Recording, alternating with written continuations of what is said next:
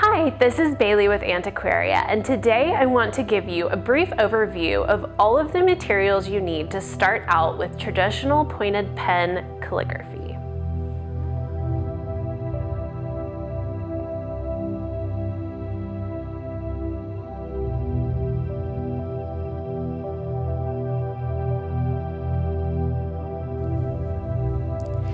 It's so important to have the right calligraphy tools in order to set yourself up for success. There are only a few essentials you need to get started, so let's jump right in. First, you'll need paper. I love Rhodia pads, our Antiquaria practice pads, or Staples 733333, that's 5 3s, copy paper to write on for practice. I especially love our practice pads because the slanted guides are already printed on them. Whichever paper you choose, make sure it's sized for calligraphy or fountain pen ink. This will ensure that it won't bleed. Next, you'll need pointed nibs.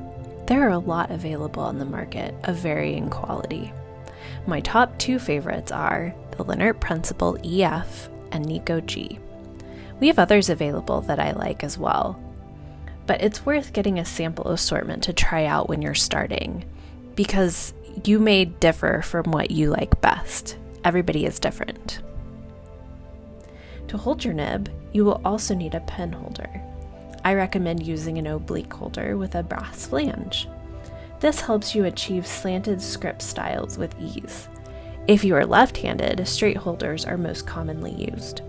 My 3 favorite affordable oblique pen holders are the Yoke Pen Co Deuce, John Neal Turned Wood Oblique, and the Peerless Oblique holder.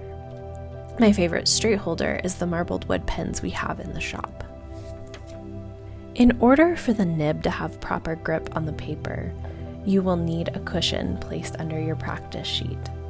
This could be as simple as more sheets of paper or a stack of newsprint, or as extravagant as a sheet of cork or a leather blotter, which is actually my preference. The ink you use for calligraphy must be able to flow through the pen. I like Walnut Ink, which is made from walnut husks, or traditional Sumi ink to practice with. Moonpalace Sumi is my favorite for reproduction work, which is the lettering I scan in and vectorize to be used in our product line. The last couple of things, water and a paper towel, I use to clean my pen from time to time as I'm writing and practicing.